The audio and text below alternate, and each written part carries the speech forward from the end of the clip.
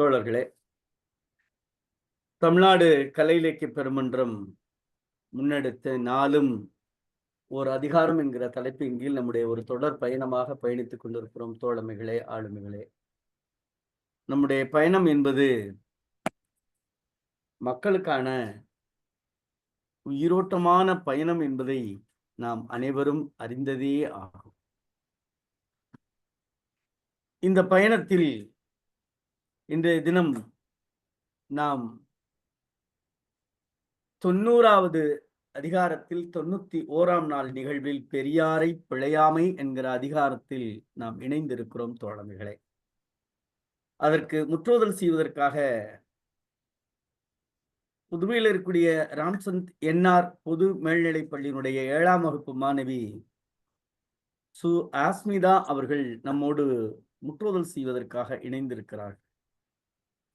அதே போல உரைப்பொழிவு செய்வதற்காக இணைந்திருக்கக்கூடிய பேராசிரியர், அந்த கல்லூரிக்கும் நமக்கும் கொஞ்சம் கூடுதலான நெருக்கம், சிறப்பு இருக்கிறது. காரணம், சென்னையில் இருக்கக்கூடிய குருநானக் கல்லூரி தன்னாட்சி பெற்ற அந்த கல்லூரியுடைய தமிழ்துறை பேராசிரியர்கள் அநேகமாக எல்லோரும் பேசியிருப்பார்கள் என்றே நினைக்க தோன்றுகிறது. திருக்குறள் என்கிற இந்த நாளும் ஒரு அதிகாரத்தில் ஒரு சில கல்லூரியை, குறிப்பாக புதுச்சேரியில் இருக்கக்கூடிய மணக்குள விநாயகர் கல்லூரி, சென்னையில் இருக்கக்கூடிய இந்த குருநானக் கல்லூரி, அதுபோல விழுப்புரம் மாவட்டத்தில் இருக்கக்கூடிய ஒரு கல்லூரி, இந்த 3 கல்லூரியில் இருக்கக்கூடிய எல்லா பேராசிரியர்களும் நம்மோடு இணைந்து பயணித்திருக்கிறார்கள். அதற்காக தமிழ்நாடு கலை இலக்கிய பெருமன்றம் நெஞ்சம் நிறைந்த வாழ்த்துக்களையும் பாராட்டுக்களையும் தெரிவித்துக் கொள்கிறது. குறிப்பாக இன்றைய தினம் பேசக்கூடிய பேராசிரியர் அவர்கள் தமிழ்துறையிலே உதவி பேராசிரியராக சென்னை குருநானக் கல்லூரியில் பணியால் சிறப்பித்துக் கொண்டிருக்கக்கூடிய பேராசிரியர் அவர்கள் தன்னுடைய இளங்கலை பட்டப்படிப்பை சென்னை காயிதே மில்லத் மகளிர் கல்லூரியிலும், முதுகலை தமிழ் இலக்கிய பட்டப்படிப்பை எத்திராஜ் கல்லூரியிலும் பயின்றவர்கள் ஆவார்கள். சென்னை பல்கலைக்கழகத்தில் தன்னுடைய இளம் ஆய்வியல் நிறைஞர் பட்டத்தையும், முனைவர் பட்ட ஆய்வினை உலகத் தமிழாராய்ச்சி நிறுவனத்திலும் நிறைவு செய்திருக்கிறார். அம்மா அவர்கள் கல்வெட்டியல் மற்றும் பண்பாடு, சுவடியிலும் பதிப்பும் என்கிற நிலைகளிலெல்லாம் பட்டய படிப்பையும், நாட்டார் வழக்காற்றியலில் துறை சார்ந்த சான்றிதழ் படிப்பையும் நிறைவு செய்திருக்கக்கூடிய பெருந்தகை அவர்கள் இன்றைய உரைப்பதிவாளர் அவர்கள். 14 கீழ்கணக்கு நூல்களில் அறிவியல் சிந்தனைகள் என்னும் பொருண்மையில் முனைவர் பட்ட ஆய்வினை மேற்கொண்ட நம்முடைய அம்மா அவர்கள் தமிழ் இதழில் வரலாறு என ஆனந்த விகடன் கருத்து படங்கள் என்னும் தலைப்பில் ஆய்வு நூலை தமிழக அரசின் நிதி நல்கையோடு வெளியிட்டிருக்கிறார். அறியப்படாத பெண் ஆளுமைகள் என்கிற நூலின் தொகுப்பாசிரியர். 2023-24 கல்வியாண்டில் செவிலக்கியங்களில் மருத்துவம் என்கிற பொருண்மையில் குருநானக் கல்லூரியில் நிதி நல்கையோடு ஆய்வு திட்டத்தை, குறுந்திட்ட ஆய்வை செவ்வனே நிறைவு செய்த பெருந்தகையாளர் ஆவார். செவ்விலக்கியம், நவீன இலக்கியம், ஒப்பிலக்கியம் ஆகிய துறைகளில் இதுவரையும் 100க்கும் மேற்பட்ட ஆய்வுக் கட்டுரைகளை எழுதியிருக்கிறார்கள், எழுதி கொண்டு வருகிறார்கள். அவருடைய உரைகளை பார்த்தால் பெருமையாக இருக்கிறது. அறிவு சுடர் நடுவம், தமிழ் நிலம் அறக்கட்டளை, அரசமரம் பதிப்பகம், அறம் பதிப்பகம், திரிபீடக தமிழ் நிறுவனம், அயோத்திதாசர் அம்பேத்கர் வாசகர் வட்டம், டாக்டர் அம்பேத்கர் கலை இலக்கிய சங்கம், ஐயா அறிஞர் தோப்பா வாசகர் வட்டம் ஆகிய கலை இலக்கிய அமைப்புகளில் எல்லாம் பேசியும் பள்ளி கல்லூரிகளில் தொடர்ந்து பயணித்து வருகிறார். அம்மா அவர்கள் பெற்றிருக்கிற விருதுகளை அடுக்கிக் கொண்டே போகலாம். மனிதகுல செம்மை பட தனி மனித மாண்பு பாதுகாக்கப்பட வேண்டும் என்கிற நம்பிக்கை கொண்ட அம்மா அவர்கள் பாரி பவுண்டேஷன் நல்லாசிரியர் விருது, லண்டன் தமிழ் மொழிக் கழகம் மற்றும் லண்டன் தமிழ்ச் சங்கம் பேராசிரியர் சிகரம் விருது, பொருணை இலக்கிய கழகம் வழங்கிய இளம் அறிஞர் விருது, தமிழ் சுடர் ஐகானிக் விருது, தேசத்தின் விடிவெள்ளி விருது, சிறந்த பெண், சிறந்த பேராசிரியர், காமராஜர் விருது போன்ற பல்வேறு விருதுகளை எல்லாம் பெற்றிருக்கக்கூடிய பேராசிரியர் அவர்கள் கல்லூரியில் நாட்டு நலப்பணி திட்டத்தினுடைய அலுவலர், செஞ்சிலுவை சங்கத்தினுடைய அலுவலர், மகளிர் துறையினுடைய அந்த செல்லினுடைய அலுவலர், ஸ்காலர்ஷிப் மாணவர்கள் பெறக்கூடிய கல்வி உதவித்தொகைக்கான அந்த நிலைப்பாட்டினுடைய உறுப்பினர், கலை மேம்பாட்டு துறையினுடைய ஒருங்கிணைப்பாளர், அங்க இருக்கக்கூடிய விளையாட்டுத் துறையினுடைய அந்த இயக்கத்தினுடைய உறுப்பினர் என பல்வேறு சிறப்புகளில் இருக்கக்கூடிய பேராசிரியர் அவர்கள் பீமநதி தமிழ் இலக்கிய காலாண்டு ஆசிரியர் குழுவிலும் இடம்பெற்றிருக்கிறார்கள். நாட்டுப்புற கலைகளில் கற்றுத் தேர்ந்தவர். தற்பொழுது மாணவர்களுக்கும் அவற்றை பாடமாக பயிற்று வரக்கூடிய நம்முடைய பேராசிரியர் முனைவர் சி. கோகிலா அவர்கள் இன்றைக்கு நம்மோடு உரைப்பொழிவால் இணைய இருக்கிறார். 2 ஆளுமைகளையும் தமிழ்நாடு கலை இலக்கிய பெருமன்றத்தின் சார்பாக நெஞ்சம் நிறைந்த வாழ்த்துக்களோடும் பாராட்டுகளோடும் வரவேற்று முதலில் முற்றோதல் செய்ய வருமாறு அருமை மாணவி சு. ஆஸ்மிதா அவர்களை தோழமையோடு அழைக்கின்றோம். தோழமையே வருக, முற்றோதல் தருக.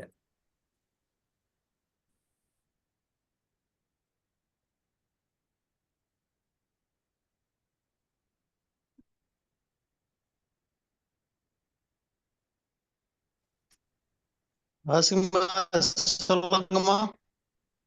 அஸ்மிதா சொல்றாமா? சொல்லலாம் ஐயா. சொல்லுடாமா, சொல்லுடா. அனைவருக்கும் வணக்கம். என் பெயர் சு. அஸ்மிதா. நான் 7ஆம் வகுப்பு ஆ பிரிவில் படித்து வருகிறேன். என் பள்ளியின் பெயர் ராம்சந்த் பொது மேல்நிலைப் பள்ளி. அதிகாரம் 96. குறள் 1. ஆற்றுவர் ஆற்றல் இகழாமை, போற்றுவார் போற்றலுள் எல்லாம் தலை. பெரியாரை பேது ஒழுக்கின், பெரியாரால் பேரா இடும்பை தரும். கெடல் வேண்டின் கேளாது செய்க, அடல் வேண்டின் ஆற்றுபவர் கண் இருக்கு. கூற்றத்தை கையால் விழித்தற்றால் ஆற்றுவர்க்கு ஆற்றாதார் இன்னா செயல். வீடியோ மட்டும்தான் குரல் இல்ல. ஐயா குரல் கேக்குதுங்க, எனக்கு கேக்குதுங்க. குரல் கேக்குது. நீங்க பேசுங்களாமா. கேக்குதா? கேக்குது, நீங்க பேசுங்க. யாண்டு சென்று யாண்டும் உளராக்கார் வெந்து பின் வேந்து சேரப்பட்டவர். குறள் 6. எரியார் சூட்டப்படினும் உய்வுண்டாம், உய்யார் பெரியார் பிழைத்தொழுகுவார். பகைமாண்ட வாழ்க்கையும் வான்பொருளும் திகைமாண்ட தக்கார் செறின். குன்றனார் குன்ற மதிப்பின் குடியோடு நின்றனார் மாய்வர் நிலத்து. ஏந்திய கொள்கையார் சீரின் இடைமுறிந்து வேந்தனும் வெந்து கெடும். இறைமறைந்த இறந்தமைந்த சார்புடர் ஆயினும் சீரின்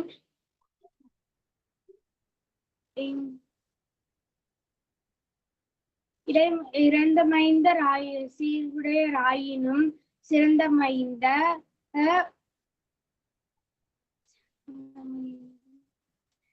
சீரார் செறின். நன்றி. நன்றிடம்மா. உங்க அப்பா அம்மா பேர் என்னடா பாப்பா? சுரேஷ்குமார். அப்பா பேர் சுரேஷ்குமார், அம்மா பேர் சங்கீதா. சுரேஷ்குமார் சங்கீதா தம்பதியருடைய அருமை மகள் சு. ஆஸ்மிதா அவர்களுக்கு தமிழ்நாடு கலை இலக்கிய பெருமன்றத்தின் சார்பாக நெஞ்சம் நிறைந்த வாழ்த்துக்களையும் பாராட்டுக்களையும் சொல்லி, உங்களோட ஆந்தி பாக்குறாங்களே உங்க தங்கச்சி அவங்க? ஆமாம் ஐயா. அவங்க பேரு சொல்லுங்க. மேகாஸ்ரீ. மேகாஸ்ரீயா? மேகாஸ்ரீ. ஆமாம் ஐயா. ஓகே. மேகாஸ்ரீக்கும் தமிழ்நாடு கலை இலக்கிய பெருமன்றத்தின் சார்பாக நெஞ்சம் நிறைந்த வாழ்த்துக்களையும் பாராட்டுக்களையும் சொல்லி, குறிப்பாக உங்கள் பள்ளியினுடைய ஆசிரியர் பெருமக்கள், தமிழாசிரியர், தலைமை ஆசிரியர் உள்ளிட்ட ஆசிரியர் பெருமக்களுக்கும் தமிழ்நாடு கலை இலக்கிய பெருமன்றத்தின் சார்பாக பாராட்டுக்களையும் வாழ்த்தையும் சொல்லி, இந்த முற்றோதல் செய்த அதிகாரத்திற்கு உரைப்பொழிவு செய்ய வருமாறு பேராசிரியர் முனைவர் சி. கோகிலா அவர்களை தோழமையோடு அழைக்கின்றோம். தோழமையே வருக, உரைப்பொழிவு தருக. நன்றி ஐயா. நன்றிடா. பேராசிரியரை பேசலாம். அனைவருக்கும் இனிய மாலை வணக்கம். தமிழ்நாடு கலை இலக்கிய பெருமன்றம் நடத்தும் திருக்குறள் நாளும் ஒரு அதிகாரம் 90வது இணையவழி தொடர் சொற்பொழிவிற்கு என்னை பேசுவதற்கு அழைத்த பெருமக்கள் அனைவருக்கும் என்னுடைய நன்றியை தெரிவித்துக் கொள்கிறேன். உலக பொதுமறையாம் திருக்குறள் ஒரு தலைசிறந்த படைப்பாகவும் தமிழ் இலக்கியத்தின் மிக முக்கியமான நூல்களில் ஒன்றாகவும் கருதப்படுகிறது. தமிழ் நூல்களில் உள்ள தலைசிறந்த அறங்களை தேர்ந்தெடுத்து அதே போல் எல்லா சமூகத்தினரும் அனைத்து சமூகத்தினரும் ஏற்றுக்கொள்ளக்கூடிய வகையில் ஒரு பொதுப்படையாக வழங்கக்கூடிய இயல்புடையதாக இருக்கிறது. உலக நாடுகளில் உள்ள அறிஞர்களால் பெரிதும் பாராட்டக்கூடிய ஒன்றாகவும் இருக்கிறது. திருக்குறளை பற்றி ஏற்கனவே நிறைய பேர் பேசி இருப்பாங்க. திருக்குறளுக்கு பெரிய அறிமுகம் வேண்டாம்னு நினைக்கிறேன். ஏன்னா நிறைய பேர் திருக்குறளுக்கு அதற்கான விளக்கத்தோடு சொல்லியிருப்பாங்க. உலகத்தில் திருக்குறளை அறியாதவர்களே யாருமே இல்லை. அதனால் நேரடியாக நம்முடைய அதிகாரத்திற்கு போய்விடலாம் என்று நினைக்கிறேன். திருக்குறளில் பொருட்பால் 90வது அதிகாரமாக இருக்கக்கூடிய பெரியாரை பிழையாமை எனக்கு கொடுக்கப்பட்ட தலைப்பு. அது பெரியாரை பிழையாமை, அதாவது நம்முடைய வாழ்வில் பெரியவர்களை பெரிதாக மதிக்க வேண்டும், அவர்களுக்கு எப்போதும் அவர்களோடு அன்போடு இன்முகமாக அவர்களை நாம் பார்த்து கொள்ள வேண்டும். இது இன்னைக்கு இருக்கக்கூடிய முக்கியமான ஒரு தேவையா இருக்குன்னு நான் நினைக்கிறேன். இத 2000 ஆண்டுகளுக்கு முன்பே நமக்கு திருவள்ளுவர் மிகச் சிறப்பாக குறிப்பிட்டு சென்றிருக்கிறார். பெரியாரை பிழையாமை இருத்தல் வேண்டும். இன்னைக்கு இருக்கக்கூடிய மாணவ செல்வங்களுக்கு, சிறிய பிள்ளைகளுக்கு எல்லாம் பாத்தீங்கன்னா பெரியவர்களை பார்க்கும் பொழுது உனக்கு என்ன தெரியும் அப்படிங்கிற மாதிரி கேள்வி கேட்டுடுறாங்க. எனக்கு எல்லாமே தெரியும் அப்படின்னு நினைக்கிறாங்க. அப்படி இல்லை. இன்னைக்கு வாழ்க்கையில நம்ம சிறு பிள்ளையாக இருக்கிறோம். நமக்கு தெரியாத விஷயங்கள் நிறைய இருக்கும். அது எல்லாத்தையுமே நம்ம தெரிஞ்சுக்கணும் அப்படின்னாக்க நம்முடைய அனுபவம் மட்டும் போதாது. பெரியவர்களுடைய அனுபவத்தோடு சேர்ந்து நாம் செல்லும் பொழுதுதான் நமக்கு சரியான ஒரு வழி கிடைக்கும். சரியான ஒரு வாழ்க்கைக்கான ஒரு வழியை நம்மளால அறிஞ்சு கொள்ள முடியும். அதன் அடிப்படையில இந்த 10 குறளுமே பாத்தீங்கன்னா ஒரு தலை சிறந்த குறளாக நான் பார்க்கிறேன்.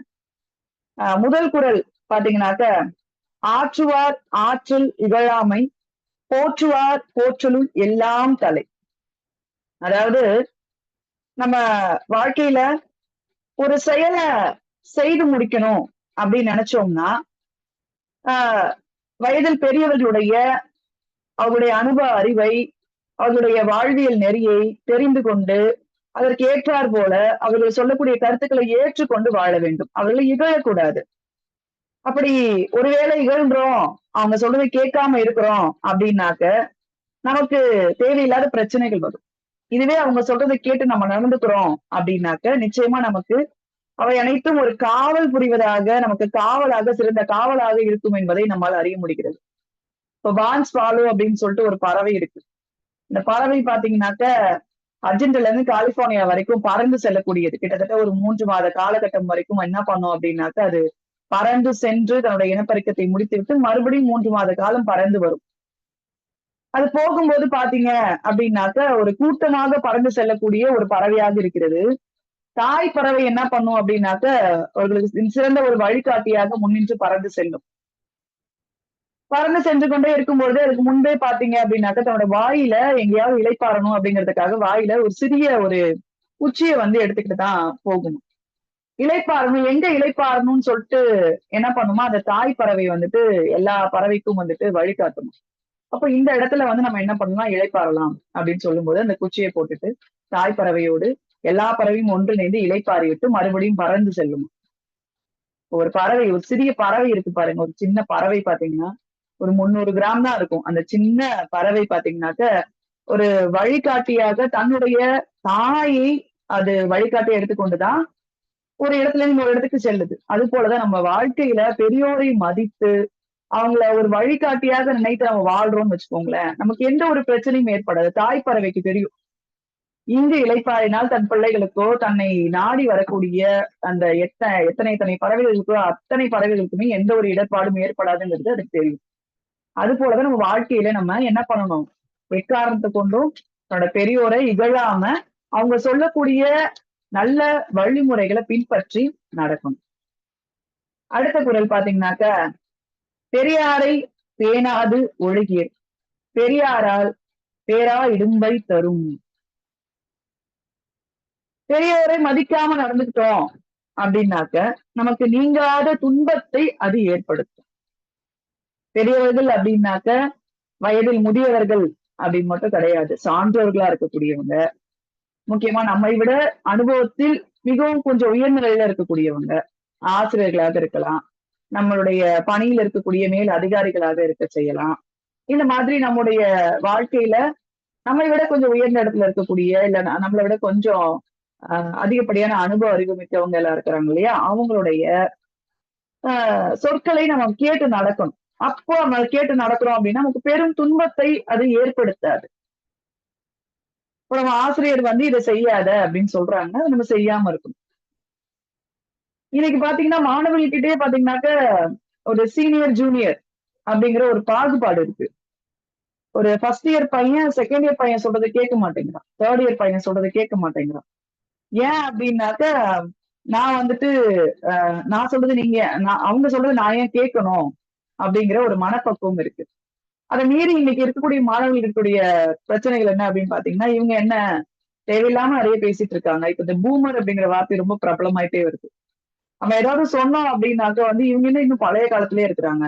இன்னைக்கு எவ்வளவு அட்வான்ஸ் டெக்னாலஜி வந்துருச்சு, இதெல்லாம் பத்தி நிறைய தொழில்நுட்ப வளர்ச்சிகள்லாம் ஏற்பட்டிருக்கு, இதை பத்தி எல்லாம் இவங்களுக்கு தெரியாது, இவங்களுக்கு என்ன தெரியும் அப்படிங்கிற மாதிரி நம்மள கேள்வி கேட்கறவங்களா இருக்க செய்யறாங்க. அவங்க கிட்ட போயிட்டு இதெல்லாம் தேவையில்லாதது, இதெல்லாம் செய்யக்கூடாது அப்படின்னு நம்ம சொன்னோம் அப்படின்னாக்க அதை கேட்க மறுக்கிறாங்க. அதன் பிறகு நிறைய துன்பங்களை அவர்கள் எட்டிய பிறகுதான் அப்பவே அவங்க சொன்னாங்கல்ல, கேட்காம விட்டுட்டோமே அப்படிங்கிற ஒரு எண்ணம் வந்து அவங்களுக்கு வரதை நம்மளால பார்க்க முடியாது. பெரியவர்களை மதிக்காமல் நடந்து கொண்டால் நிச்சயமாக நீங்காத பெரும் துன்பம் நமக்கு வருங்கிறது நிதர்சனமான உண்மையா நம்மளால பார்க்க முடியும். அடுத்த குறள் பாத்தீங்கன்னாக்க, கெடல் வேண்டின் கேளாது செய்க, அடல் வேண்டின் ஆற்றுபவர்கண் இழுக்கு. அதாவது ஒருவன் தன்னை சரியான வழியில் கொண்டு செல்ல வேண்டும் என்று நினைத்தால் அவன் வந்து என்ன பண்ணணும் அப்படின்னாக்க பெரியோரை மதித்து நடக்க வேண்டும். அதே போல பெரியவர்களோடு பகை கொள்ளக்கூடாது. தன்னை விட ஆற்றல் உடையவர்களை அவங்க பேச்சை கேட்காம நம்ம நடக்கக்கூடாது, அவங்களை இழுந்து நம்ம பேசக்கூடாது. ஒரு முறை பாத்தீங்க அப்படின்னாக்கா மிகப்பெரிய ஒரு போட்டி நடக்குது, ஒரு குத்துச்சண்டை போட்டி. அந்த போட்டியில வெற்றி பெறக்கூடிய ஒரு ஆள் அவர் என்ன பண்றாரு அப்படின்னாக்க தன்னுடைய தந்திரத்தால அவர் ஜெயிக்கிறார். என்னை யாரும் ஜெயிக்கவே முடியாது அப்படின்னு நினைக்கிறாரு. யாராவது இங்க இருக்கிற யாராவது என்னோட போட்டி போட தயாரா இருக்கீங்களா அப்படின்னு கேட்கிறாரு. யாருமே எல்லாரும் பயந்து ஓடி நடுங்குறாங்க. அப்போ திடீர்னு அந்த பக்கமா ஒரு அவரை விட வலிமையில் குறைந்தவராக வயதில் கொஞ்சம் மூத்தவராக கூட இருக்கிறாரு. அவரை பார்த்து, உன்னால என் கூட போட்டி போட முடியுமா அப்படின்னு கேட்கிறாரு. உடனே அவர் என்ன சொல்றாரு, சரி நான் அவனோட போட்டி போடுறேன் அப்படின்னு சொல்றாரு. இப்ப சிரிக்கிறாரு அவரு. நீ ரொம்ப வயசுல மூத்தவனா இருக்கிற, நீ என்னோட போட்டி போட தயாருங்கிற சொல்றியா நீனு அப்படின்னு சொல்றேன். சரி நாளை போட்டி அப்படின்னு சொல்லிட்டு போட்டிக்கு வந்துடுறாங்க. 2 பேருமே நிக்கிறாங்க. இவர் ரொம்ப வந்து பலம் பொருந்தியவராக இருக்கிறாரு, இவர் வந்து ரொம்ப சாதாரணமா ஆளா இருக்கிறாரு. அப்போ இவர் வந்து பலம் பொருந்திய அந்த மாநிலம் என்ன பண்றான் அப்படின்னாக்க நிறைய வெற்றி பெற்றவர்.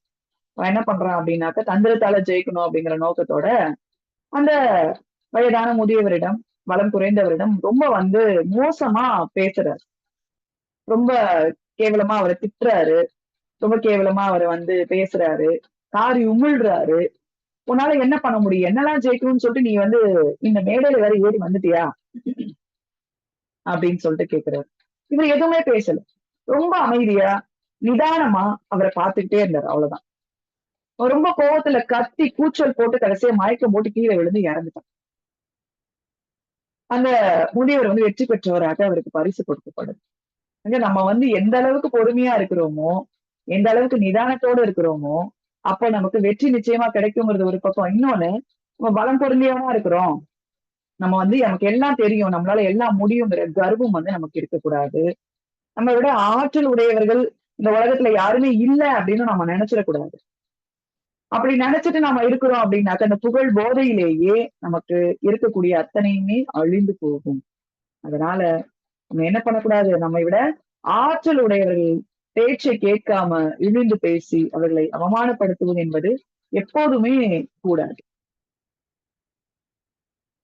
அடுத்த குறள் பாத்தீங்க அப்படின்னாக்க, கூற்றத்தை கையால் விழித்தற்றால் ஆற்றுவார்க்கு ஆற்றாதார் இன்னா செயல். ஒரு ஒரு மாநிலன் அவன் என்ன பண்றான் அப்படின்னு பாத்தீங்கன்னாக்க, ரொம்ப சாதாரண ஒரு மாநிலனா இருக்கிறான். அவனால என்ன பண்ண முடியாது, ஒரு சிறு துன்பத்தை கூட தாங்க முடியாதவனா இருக்கிறான். அப்படி தாங்க முடியாதவனா இருக்கிறவன் என்ன பண்ணணும்? தன்னை விட வயதில் மூத்தவர்களுடைய அறிவை இல்ல நல்ல நண்பர்களை நாடி அவங்க கிட்ட வந்துட்டு நல்லா மனம் விட்டு பேசும் பொழுதே நமக்கான பிரச்சனைகள் எல்லாம் தீரச் செய்யும். அதை விட்டுட்டு துன்பத்தை தாங்க முடியாத ஆற்றல் படைத்தவர்கள், ஒரு சிறு துன்பத்தை கூட தாங்க முடியாதவர்கள் இருக்கிறாங்க அப்படின்னா, அவங்க போயிட்டு நல்ல திறமையுடைய வயதானவர்கள் இல்ல பெரியவர்கள், சான்றோர்கள், அறிவுடையவர்கள் கிட்ட போயிட்டு போட்டி போடும்போது கண்டிப்பா அவங்களுக்கு முடிவு நிச்சயம். முடிவு காலத்தை கையசைத்து கூப்பிடுகிறார்கள் என்றுதான் அர்த்தம். ஏற்கனவே சொன்ன கதை போலதான். நம்ம வாழ்க்கையில நமக்கான துன்பம் வரும் பொழுது நம்மை விட வயது மூத்தவர்களுடைய அறிவை நாட வேண்டும்.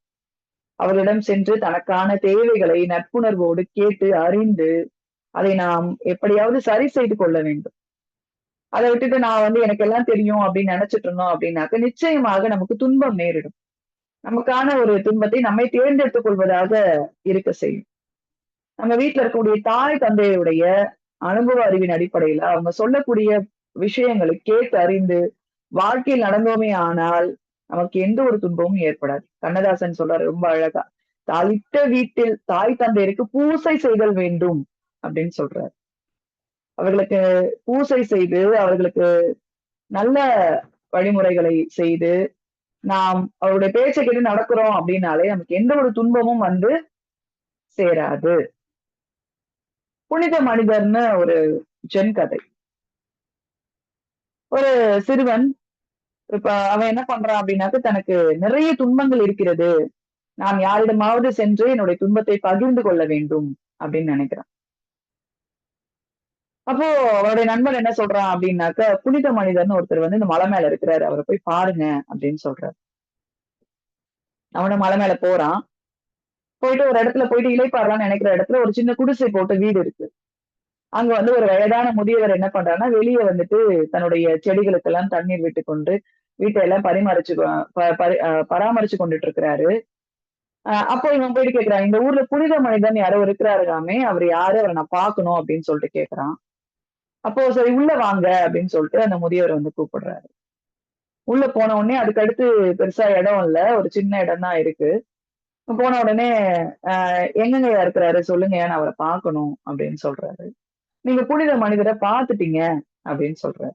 அப்பதான் அவனுக்கு புரியுது, ஓகே இவருதான் புனித மனிதர் போல. அப்போ நீங்க ரொம்ப இளமையா இருக்கீங்க, பாக்குறதுக்கு ரொம்ப ஏழ்மையில இருக்கிறீங்க, வயதான தோற்றத்தை உடையவர்களாக இருக்கிறீங்க, உங்களால எப்படி புனித மனிதராக ஆக முடிந்தது, உங்களால எப்படி எல்லாருடைய பிரச்சனைகளும் தீர்க்க முடிந்தது அப்படின்னு கேக்குறாரு. அப்ப அவர் சொல்றாரு, எல்லாராலையும் புனித மனிதரா ஆக முடியும், என்ன ஒண்ணு, தன்னோட வாழ்க்கையில இருக்கக்கூடிய பல்வேறு விஷயங்களை கடந்து செல்ல முடியும் அப்படிங்கிற நம்பிக்கை உடையவர்களால் அடுத்தவங்களோட பிரச்சனையையும் கேட்டு தெளிஞ்சு அவங்களுக்கும் நல்ல ஒரு வழிமுறையை சொல்ல முடியும். அதனால நான் புனித மனிதரா இருக்கிறதுக்கு காரணம் இந்த பிரச்சனைகளை எப்படி கையாள்வது அப்படிங்கிற ஒரு நிதர்சனமான உண்மையை என்னால தெரிஞ்சுக்க முடியும். அதனாலதான் நான் இதை சொல்லிட்டு இருக்கேன் உங்ககிட்ட அப்படின்னு சொல்லிட்டு சொல்றாரு. அப்போ அந்த இளைஞர்கிட்ட கேக்குறாரு, இந்த மாதிரி உனக்கு என்ன விதமான பிரச்சனைகள் இருக்கிறது அப்படின்னு கேட்கும் பொழுது அதற்கான தீர்வை சொல்லி அவர் அனுப்புறாரு. அதன் பிறகு அவன் மிகச்சிறந்த ஒரு மானிடனாக வளர்ந்து அந்த ஊர் போற்றும் ஒரு மனிதனாக வாழச் செய்யறான் அப்படின்னு சொல்லப்படுது. ஆக நம்முடைய வாழ்க்கையில இருக்கக்கூடிய சிறு துன்பங்கள் வந்தால் கூட அதனை பெரிதும் பொருட்படுத்தாமல் நல்ல பெரியவர்களுடைய உதவியை நாடி சென்று அவர்களிடம் ஒரு நீதி கருத்துக்களை, அற கருத்துக்களை தெரிந்து கொண்டு வாழ்வோமேயானால் நிச்சயமாக நம்முடைய பிரச்சனைகளை தீர்த்து கொள்ள முடியும். அடுத்த குறள், யாண்டு சென்று யாண்டும் உளராகார் வேண்டு பின் வேந்து செறப்பட்டவர். அதாவது மிக்க வலிமை பொருந்திய ஒருவரிடம் நம்ம என்ன பண்ணக்கூடாதுன்னா, எக்காரணத்தை கொண்டும் அவரை துன்புறுத்தவோ இல்ல அவருடைய பேச்சை கேட்காமலோ இருக்கக்கூடாது. அவருடைய கோபத்திற்கு முக்கியமா ஆளாகக்கூடாது. அப்படி ஒருவேளை அவர் கோபத்துக்கு நம்ம ஆளாகிறோம் அப்படின்னாக்க நிச்சயமாக நாம் எங்கு தப்பிச்சு சென்றாலும் உயிர் வாழ முடியாது. வலிமையுடைய ஒருவரிடம் நாம் எக்காரணத்தை கொண்டு என்ன பண்ணக்கூடாது, அவர்களை எதிர்த்து நிற்பது என்பது கூடாது. நம்முடைய நிலைமை புரிந்து அதற்கேற்றார் போல நம்ம வாழ்க்கைய வாழச் செய்யணும். எப்போதும் நம்ம பெரியவர்களை நாடி வணங்கி முதியவர்களை மதிக்க கற்றுக்கொண்டு அவர்களை நாம் வழி பின்பற்றி அவர்களின் வழி நாம் பின்பற்றி நாம் நடக்க வேண்டும். அதை விட்டுட்டு நம்ம தேவையில்லாம ஒரு வலிமை பொருந்திய ஒரு சான்றோரிடம் சென்று நம்முடைய வலிமையுடைய ஒரு சான்றோரிடம் சென்று நாம் நம்முடைய வலிமையை காட்டணும்னு நினைச்சோம்னா நிச்சயமா அதுல இருந்து விடுபெற முடியாது. சான்றோர்களா இருக்கிறாங்க அப்படின்னா அவங்களுடைய அறிவை நாம் கேட்டு பயன்பெற்று வாழ வேண்டும். எங்களுடைய கல்லூரியில் இருக்கக்கூடிய மாணவர்கள் கூட சொல்றேனே, நாங்க படிக்கிற காலகட்டத்துல சொல்லுவோம், சரியா படிங்க, சரியா படிக்கும் பொழுது நிச்சயமாக நீங்க ஒரு தேர்வில் கூட தோல்வி அடையாமல் நன்றாக நீங்க படிச்சு பெரிய ஆளாக முடியும். அதை விட்டுட்டு நீங்க படிக்காம இருந்தீங்க அப்படின்னாக்க உங்களோட வாழ்க்கையில் நிச்சயமா தோல்வி அடைவது உறுதி.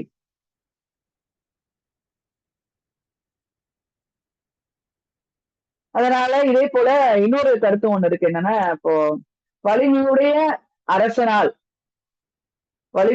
அரசனை நாம் துன்புறுத்துறோம் அப்படின்னாக்க நம்ம எங்க நாட்டை விட்டு தப்பிச்சு போனாலும் கூட அவனால எங்கிருந்தாலும் அவனை எதிர்க்க முடியாது அப்படிங்கும் போது நாம் துன்புறுவதற்கான ஒரு வாய்ப்பு ஏற்பட செய்யும். அதனால நம்ம எப்பவுமே நம்மை விட வலிமையுடையவர்களிடம், குறிப்பா அரசர்களிடம், நல்ல ஆசிரியர்களிடம், சான்றோரிடம் நம்ம தலை வணங்கி நம்ம அந்த கல்வியை கற்றுக்கொள்ள வேண்டும். அதே போல யாரையும் நாம எதிர்த்து பேசாமல் நல்ல ஒரு பெயரோட நம்ம வாழ செய்ய வேண்டும். கற்கை நன்றே பிச்சை புகினும் கற்கை நன்றேன்னு சொல்லுவாங்க இல்லையா? அது போல நம்ம பிச்சை எடுத்ததும் கல்வி கற்க வேண்டும். மாணவ செல்வங்கள் அனைவரும் ஆசிரியரிடம் வணங்கி கல்வியை கற்றால் அவர்கள் தோல்வி அடையாமல் நிச்சயமாக வாழ்க்கையில் வெற்றி பெற முடியும். அடுத்ததாக குறள், வகைமாண்ட வாழ்க்கையும் வான் பொருளும் எண்ணாம் தகை மாண்ட தக்கார் செறி. நம்ம வாழ்க்கையில நிறைய செல்வங்கள் இருக்கும், நிறைய வகையான செல்வங்கள் இருக்கலாம். செல்வங்கள் மட்டுமே பணம் மட்டுமே நமக்கு முக்கியம் கிடையாது. இந்த பணம் மட்டுமே இருந்தா வாழ்க்கையில் நல்லா வாழ்ந்துட முடியும் அப்படிலாம் கிடையாது. எல்லா வாழ்க்கை சுகங்களையும் அனுபவித்து விடலாம் பணத்தால் மட்டும் அப்படின்னு நம்ம நினைச்சிடக்கூடாது. தகுதி வாய்ந்த பெரியவர்களினுடைய அறிவுரையை கேட்டு நடக்க வேண்டும். அவர்களுடைய கோபத்துக்கு முன்னால் அனைத்தும் பயனற்று போகும். அதனால அவர்களை கோபப்படுத்தாம ரொம்ப அமைதியோட அவங்க கிட்ட இருக்கக்கூடிய கல்வி செல்வத்தை, கேள்வி செல்வத்தை கேட்டு அறிந்து சிறந்த வாழ்க்கையை நாம் வாழ வேண்டும். அப்படி இல்லைன்னா அந்த வாழ்க்கை பயனற்று போய்விடும். நாங்க எங்க கல்லூரியில நுண்கலை ஃபைன் ஆர்ட்ஸ் கோஆர்டினேட்டர் நானு. அதனால நுண்கலை பிரிவை சேர்ந்த மாணவர்களை கூட்டிக் கொண்டு பல்வேறு இடங்களுக்கு சென்று நாங்கள் அந்த நடனத்தை, நாடகத்தை அரங்கேற்ற செய்வோம். கடைசியா ஒரு முதியோர் இல்லத்துக்கு போனோம். இந்த மாணவர்கள் எல்லாம் அழைச்சிட்டு போய் நடனம், நாடகம், பாடல், ஆடல் அப்படின்னு சொல்லிட்டு அவங்கள போய் மகிழ்விப்பதற்காக ஒரு 30 மாணவர்களை சேர்ந்து ஒன்றாக போனோம். அங்க பாத்தீங்கன்னா முதியோர் இல்லத்துல பெரும்பாலும் பெண்கள் இருக்கிறத பார்க்க முடியுது. உண்மையிலே எனக்கு புரியல, எப்படி தன்னுடைய தாயை முதியோர் இல்லத்துல கொண்டு போய் சேர்க்கிறாங்க அப்படின்னு தெரியல. இப்ப பெரியோர்கள் குறிப்பாக தன்னுடைய தாய் எப்படிப்பட்ட போற்றுதலுக்குரியவங்க, அவங்கள அங்க நம்ம போய் என்ன பண்றோம் அப்படின்னா முதியோர் இல்லத்துல தள்ளக்கூடிய சூழல் இன்னைக்கு இருக்கு. அவங்க சிறிது கோபப்பட்டாங்க அப்படின்னா கூட உடனே நம்ம என்ன பண்ணிடுறோம், அவங்க வச்சிருக்க முடியாது அப்படின்னு சொல்லிட்டு முதியோர் இல்லத்துல கொண்டு போய் சேர்க்கக்கூடிய சூழல் நிறைய இருக்குது. ஆனா இன்னைக்கு வந்து அவங்கள முதியோர் இல்லத்துல நம்ம சேர்க்கிறோம். நம்ம பிள்ளைங்க அதை பார்த்துட்டு போய் என்ன பண்ணுவாங்க, அம்மா வந்துட்டு அப்பாவும் என்ன பண்ணாங்க, தன்னுடைய அவங்களுடைய தாய் தந்தையரை முதியோர் இல்லத்துல சேர்த்த மாதிரி நம்மளும் நம்மளுடைய அம்மா அப்பாவை சேர்த்துடணும் அப்படிங்கிற எண்ணம் தான் அவங்களுக்கு வந்துட்டு வரும். ஒரு மாணவன் வந்து கேட்டானா, இந்த மாதிரி ஆஹ் நீங்க வந்து உங்களுடைய அம்மா அப்பாவை கொண்டு போய் முதியோர் இல்லத்துல சேர்த்த மாதிரி நானும் உங்களை சேர்த்துடணும் அப்படிதானம்மா அப்படின்னு சொல்லிட்டு கேட்கிறான். அப்பதான் அவங்களுக்கு விளங்குது, ஓ நம்ம பெரிய தவறு இழைச்சிருக்கோம் அப்படின்னு சொல்லிட்டு. இப்ப அங்க இருக்கக்கூடிய பெண்கள் எல்லாரும் பாத்தீங்கன்னாக்கா ரொம்ப வயதில் முதியவர்களா இருக்கிறாங்க. ரொம்ப மகிழ்வோடு அன்புக்கு ஏங்கக்கூடியவர்களாக இருக்க செய்யறாங்க. அன்பு செய்தாருக்கு அன்பு என்றால் அதுல என்ன லாபம்? அன்பே கிடைக்கப்பெறாதவர்களுக்கு அன்பு காட்டுவதன் மானிட பண்பு அப்படிங்கிற கவிதைக்கு ஏற்ற போல அன்பு நம்ம கிட்ட ஒருத்தவங்க காட்டுறாங்க, நண்பர்கிட்ட ரொம்ப அன்பா இருக்கிறோம். நம்முடைய வேலை பார்க்குற இடத்துல வந்துட்டு நம்ம எல்லாரையும் வந்துட்டு அரவணைச்சு போகிறோம். வெளியே பார்க்குற தன்னுடைய எல்லா நண்பர்களும் உறவினர்களுமே வந்து மகிழ்ச்சியா இருக்கிறோங்கிறது மட்டும் முக்கியம் கிடையாது. நம்ம வாழ்க்கையில முக்கியமா இருக்கக்கூடிய பெரியவர்கள் கிட்ட அன்பா இருக்கணும், அக்கறையா இருக்கணும், அவங்க கோபத்துக்கு ஆளாக கூடாது, அவர்களுக்கு தேவையான விஷயங்களா செய்து கொடுக்கணும். அப்படி செய்யும் போதுதான் நமக்கு நல்ல பேர் வந்துட்டு கிடைக்க செய்யும். நம்ம வேலைக்காக எத்தனையோ பேர்கிட்ட வந்துட்டு நடிப்பா கூட சிரிச்சு பேசக்கூடிய சூழல் கூட ஏற்படும். ஆனா நம்ம அப்பா அம்மா கிட்ட வந்து என்ன பண்ண முடியும், சாப்பிட்டீங்களா, நல்லா இருக்கீங்களான்னு அன்போட அக்கறையோட சிரிச்சு பேசுறது இன்னைக்கு ரொம்ப குறைஞ்சு போயிடுச்சு. அதுவும் இந்த கைபேசி வந்ததுக்கு அப்புறம், கைபேசி என்பது ஒரு போதை போல, இந்த கைபேசி வந்ததுக்கு அப்புறம் கைபேசியிலேதான் மாணவர்கள் தன்னுடைய எல்லா விஷயங்களும் தெரிஞ்சுக்கிறாங்க. அதுலயே ரொம்ப நேரம் கழிக்கிறாங்க. ஒரு 5 வயது இல்ல 10 வயது 15 வயது 20 வயதுள்ள இளைஞன் கூட வந்து பாத்தீங்கன்னா தினம்தோறும் வந்துட்டு கைபேசியில விளையாடுறது, அதுல வந்து ஏதாவது வாட்ஸ்அப்போ ட்விட்டரோ ஃபேஸ்புக்கோ ஏதாவது இந்த மாதிரி உண்மையிலேயே மாணவர்கள் நினைச்சா ரொம்ப பரிதாபமா தான் இருக்கு. ஆனாலும் வந்து இதுலயே வந்து காலம் கழிச்சுட்டே இருக்காங்க. குறைந்தது தன்னுடைய அம்மா அப்பா கிட்ட ஒரு அரை மணி நேரம் பேசக்கூடிய மாணவர்கள் ரொம்ப குறைவா தான் இருக்க செய்யறாங்க. குடும்பத்தோடு இல்லறத்தோடு வாழக்கூடிய வாழ்க்கை அவங்களுக்கு என்னன்னு தெரிய மாட்டேங்குது. இன்னைக்கு பெரும்பாலும் அபார்ட்மெண்ட் வீட்டுக்குள்ளதான் எல்லாருமே இருக்கிறாங்க. குழந்தைகளை கூட வந்துட்டு டிஃபன் பாக்ஸ் டப்பாக்குள்ள அடைச்சு வச்சுட்டு போற மாதிரி அபார்ட்மெண்ட்ஸ்ல கதவை பூட்டி தாளிட்டு தான் வரக்கூடிய சூழல் வந்து ஏற்படுது. அப்பா அம்மா 2 பேருமே வேலைக்கு போறவங்களா இருக்கிறாங்க. அப்படி இருக்கும்போது மாணவ செல்வங்கள் குறிப்பா குழந்தைகள் வந்து அன்புக்கு ஏங்கக்கூடியவர்களா இருக்க செய்யறாங்க. அவங்களுக்கு நம்ம நம்முடைய தாத்தா பாட்டி அம்மா அப்பா அவங்களுடைய அன்போட அரவணைப்போட நம்ம அவங்கள வாழ செய்யறோம்னாக்க குழந்தைகளும் கெட்டு போகாது, நல்ல வாழ்க்கையை வாழ செய்யும். நமக்கும் வந்துட்டு குழந்தைகளை அம்மா அப்பா பாத்துக்கிறாங்க, நிச்சயமாக நல்ல பிள்ளையாக வளரும் அப்படிங்கிற மன நிம்மதியோடு வாழ செய்யலாம். இதுக்காக மட்டும் அப்பா அம்மாவை கூட வச்சிருக்கணும்னு இல்ல, உண்மையிலேயே மனிதனை மனிதனாக வாழ செய்யணும், மனிதநேயம் உள்ள மனிதனாக குழந்தைகள் வாழ செய்யணும் அப்படின்னா நிச்சயமா நம்ம பெரியோரை வணங்கி அவங்கள நம்ம என்ன பண்ணணும், வழிகாட்டியாக நம்ம கோபத்துக்கு ஆளாகாம நம்ம நம்மளோட வச்சிருக்கணும். அடுத்த பாடல், குன்றன்னார் குன்ற மதிப்பின் குடியோடு நின்றன்னார் மாய்வர் நிலத்து. அதாவது மலை போன்ற பெரியவர்கள் மலை போன்ற பெரியவர்கள் கெட நினைத்தால் உலகில் அழியாமல் நிலை பெற்றார் போல் உள்ளவரும் தம் குடியோடு அழிவர். ஆக ஒண்ணு தெரிஞ்சுக்கணும், நெருக்குட சூழல் தான் ரொம்ப தெளிவா சொல்றார் திருவள்ளுவர். அதாவது மலையை போன்ற வலிமையுடைய பெரியோர்களுடைய அவர்களுடைய தேவை, அவங்களுடைய வழிகாட்டுதல், அவங்களுடைய ஞானம் அறிவு இந்த மாதிரி என்ன வேணா எடுத்துக்கலாம், அவங்களுடைய செல்வம் எல்லாமே வந்து நமக்கு நன்மை பயக்கக்கூடியது. அவங்கள நம்ம விடுத்துட்டு இந்த உலகுல நம்ம மட்டும் சந்தோஷமா வாழணும்னு நினைச்சோம்னா நிச்சயமா வாழ முடியாது. குடியோடு அழியக்கூடிய சூழல் தான் ஏற்பட செய்யும். இன்னைக்கு பல்வேறு வகையான வன்முறைகள் வெடிச்சுக்கிட்டு இருக்கு. குறிப்பா பெண் பிள்ளைகளை வளர்ப்பது என்பதே மிகப்பெரிய ஒரு சவாலாக இருக்கிறது.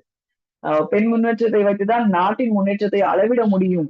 பெண் உரிமை இல்லாத நாடு காற்றில்லாத வீடு என்கிறார் லெனின். அது போல பெண் பிள்ளைகளை வளர்த்தெடுப்பதற்கு, அவர்களை முன்னேற்ற பாதையில் கொண்டு செல்வதற்கு நிச்சயமாக பெரியோர்களுடைய உதவி நிச்சயமா வேணும். இன்னைக்கு பாத்தீங்கன்னாக்க தினமும் ஏதாவது ஒரு வன்முறைகள் நடப்பதாக செய்திகளை பார்க்க முடிகிறது.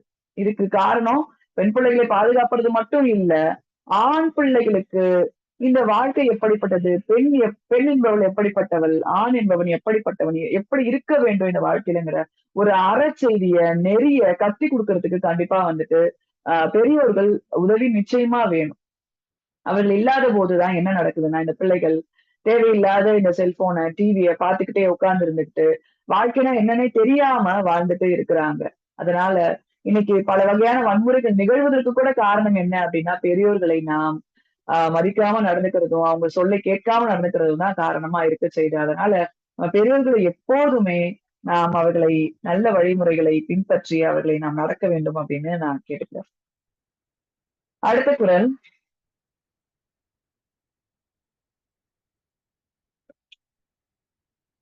ஏந்திய கொள்கையார் சீரின் இடைமுறிந்து வேந்தனும் வேந்து கெடும். உயர்ந்த கொள்கையுடைய பெரியோர்கள் அவங்களுடைய நல்ல நெறிமுறைகளை நம்ம பின்பற்றி நடக்கணும். இதாவது திரும்ப திரும்ப வந்துட்டே இருக்கு. ஆட்சி உடையவன் கூட நல்ல ஆட்சித்திறம் உடையவனா இருந்தாலும் கூட அவன் அவனை விட மேலோங்கி இருக்கக்கூடிய வயதில் மூத்தவர்களாக இருக்கக்கூடிய தன்னை விட ஆட்சியில் இன்னும் அதிகப்படியான நேரங்களை காலங்களை செலவழித்த நல்ல அனுபவம் உள்ள பெரியோர்களை நாடி அவர்களுடைய நெறிகளை இல்லைன்னா வந்து அவர்களுடைய சொற்களை கேட்டு நடக்கிறோம் அப்படின்னா அவங்க வந்து அந்த ஆட்சியிலே பின்பற்ற முடியும், நல்ல பதவியை அவங்க வகிக்க முடியும். அப்படி இல்லாத போதுதான் என்ன நடக்கும், அவங்க பதவியே இழக்கக்கூடிய நிலை கூட ஏற்பட செய்யும். இப்போ நம்ம பாத்தீங்க அப்படின்னாக்கா நான் ஒரு ஸ்போர்ட்ஸ் கவுன்சில் மெம்பரா வந்துட்டு இருக்கிறேன். இதுல வந்து பாத்தீங்கன்னாக்கா ஒரு விளையாடுறாங்க அப்படின்னாக்கா அது ஃபுட்பாலோ இல்ல வாலிபாலோ இல்ல வந்துட்டு இவங்கெல்லாம் எல்லாருமே இருக்கிறாங்க. ஒரு கோச்சுன்னு ஒருத்தவங்க இருப்பாங்க.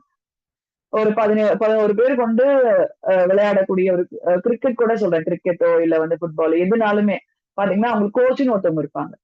அந்த கோச் தான் என்ன பண்ணுவாரு அப்படின்னாக்க சரியான ஒரு வழிகாட்டுதலை எப்படி நீங்க விளையாடணும் அப்படின்னு சொல்லி கொடுப்பாரு. இதுக்கு முன்னாடி எத்தனையோ அவர் விளையாடி இருப்பாரு, நிறைய இடங்களுக்கு சென்றிருப்பார், நிறைய பரிசுகளை வந்து பெற்றிருப்பாரு. அப்படி இருக்கும்போது அவங்க வந்து சொல்லக்கூடிய நெறிமுறைகளை நம்ம சரியா பின்பற்றணும். நீ இந்த தவறு செய்யற அப்படின்னு சொன்னா அதை நம்ம ஏத்துக்கணும்.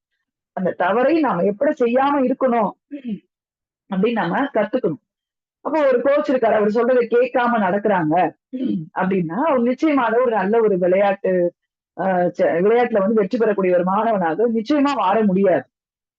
நமக்கு தவறு செய்யும் போது நம்ம தவறை சுட்டி காட்டுறவங்க ஏதோ நம்மள வந்து தவறை வந்து சுட்டி காட்டுறாங்க அப்படின்னு கோபப்படக்கூடிய நிலையில நம்ம வந்துட்டு எப்பவுமே வந்துட்டு இருக்கக்கூடாது.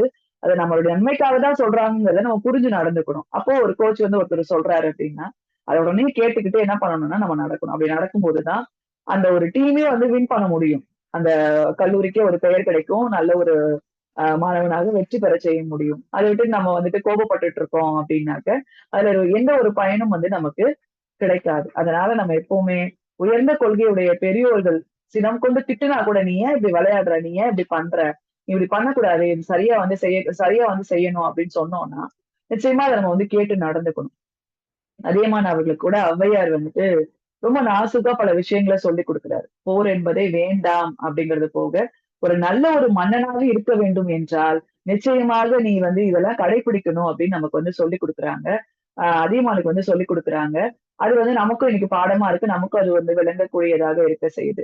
ஒரு மன்னனையே கேள்வி கேட்கக்கூடிய வகையில அன்னைக்கு வந்து புலவர்கள் இருந்திருக்காங்கிற செய்தியை நம்மளால தெரிஞ்சுக்க முடியுது.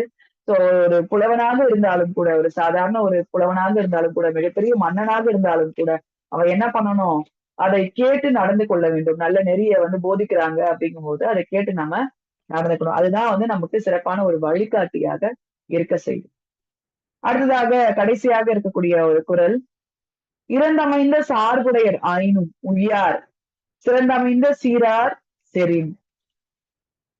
என்னதான் நம்ம வாழ்க்கையில எல்லையற்ற வசதி வாய்ப்புகள் இருந்தாலும், ரொம்ப வலிமையான துணைகள் இருந்தாலும், தகுதியுடைய சிறந்த சான்றோர்களினுடைய அனுபவம் இருக்கு இல்லையா, அது வந்து நமக்கு என்னைக்கா இருந்தாலும் பயன்படும். அதே போல சான்றோர்களுடைய தவறை எதிர்த்து நம்ம பிழைத்திருக்க முடியாது. இந்த சினத்தை நம்ம எதிர்த்து பிழைத்திருக்க முடியாது. அதனால நம்ம வந்து நம்ம வாழ்க்கையில நிறைய வசதிகள் இருந்தாலும், நல்ல வலிமையான துணைகள் இருந்தாலும் கூட சான்றோர்களுடைய அவங்க நமக்கு பிள்ளைகள் சொல்றாங்க அப்படின்னாக்க அந்த பிள்ளைகளை ஏற்று நடந்து கொள்பவராக இருக்க செய்யணும். அதே போல நமக்கு காஃபி வித் பீன் அப்படின்னு சொல்லிட்டு ஒரு கதை ஒண்ணு, ஒரு ஆங்கில கதை ஒண்ணு. அதுல கூட பாத்தீங்கன்னாக்க இது தமிழ்ல சொல்லணும் அப்படின்னாக்க எப்படின்னா, ஒரு ஒரு காபி கொட்டை, ஒரு உருளைக்கிழங்கு, ஒரு முட்டை, இது மூன்றையும் வந்துட்டு ஒரு 3 பாத்திரத்துல போட்டு வேக வைக்கிறாங்க. அப்போ ஒரு அப்பா தன்னுடைய மகன் கிட்ட சொல்றாரு, எனக்கு வாழ்க்கையில் நிறைய பிரச்சனைகள் இருக்கு, நான் எப்படி இந்த பிரச்சனையை நான் சமாளிக்கிறதுன்னு எனக்கு தெரியல அப்படின்னு சொல்லும் பொழுது, இந்த 3 பாத்திரத்திலயும் இருக்கக்கூடிய பொருளை பாரு, உருளைக்கிழங்கு, ஆஹ் காஃபி கொட்டை, அதுக்கப்புறம் வந்துட்டு முட்டை, இத 3ஐயும் வேக வைக்கும் போது, வேக வச்சு முடிச்சதுக்கு அப்புறமா எடுக்கிறாரு. உருளைக்கிழங்க எடுக்கும் பொழுது என்ன ஆகுது அப்படின்னாக்கா, அது தன்னுடைய அந்த வெப்பத்தை தாங்க முடியாம அது வந்து குழஞ்சு போய் என்ன ஆகுது, வெந்து போய் குழஞ்சு போயிருக்கு. அது எடுத்து நசுக்குனாலே என்ன ஆகுது, ஒரு மாதிரி குழைந்த தன்மை உடையதா இருக்க செய்யுது. ரொம்ப மெலியதாக இருக்கக்கூடிய ஓடு ரொம்ப இறுகி முட்டை வந்துட்டு உள்ள வந்து வெந்து அந்த முட்டை வந்து என்ன ஆகுது அப்படின்னாக்கா, ஓட உடைச்சு எடுத்தோம் அப்படின்னாக்கா அதுவும் மிருதுவாயிடுது. ஒரு உருளைக்கிழங்கு இப்படி இருக்கு. ஒரு முட்டையும் பாத்தீங்க அப்படின்னாக்கா உள்ள உடைஞ்சு என்ன ரொம்ப இலகிய தன்மையுடையதா இருக்கக்கூடிய முட்டை நல்லா உருகி போய் என்ன ஆகுது அப்படின்னாக்க கொஞ்சம் வெந்து நல்லா இருக்கு. இதுக்கு அடுத்து வந்து காஃபி கொட்டையை வந்துட்டு தண்ணியில போட்ட உடனே என்ன ஆகுது அப்படின்னா, அந்த காஃபி கொட்டை தண்ணி முழுக்க அந்த நிறத்தையே மாத்திருது, அதனுடைய சுவையையும் மாத்திருது, மணத்தையும் மாத்திருது. அப்போ அவர் சொல்றாரு என்ன அப்படின்னாக்கா, நீங்க வந்து இந்த முட்டையை பாத்தீங்க, உருளைக்கிழங்கு பாத்தீங்க, இது ரெண்டுமே தன்னுடைய தன்மையில இருந்து மாறி போயிடுது. ஆனா இந்த காஃபி பாருங்க, காஃபி கொட்டை பாத்தீங்கன்னாக்க அந்த சூழலுக்கு ஏற்றார் போல நம்ம வாழ்க்கையில இருக்கக்கூடிய சூழலும் அப்படித்தான். நம்ம எப்படிப்பட்ட பிரச்சனைகள் இருந்தாலும் அந்த பிரச்சனைக்கு ஏற்றார் போல தன்னை மாற்றிக்கொள்ள வேண்டும்.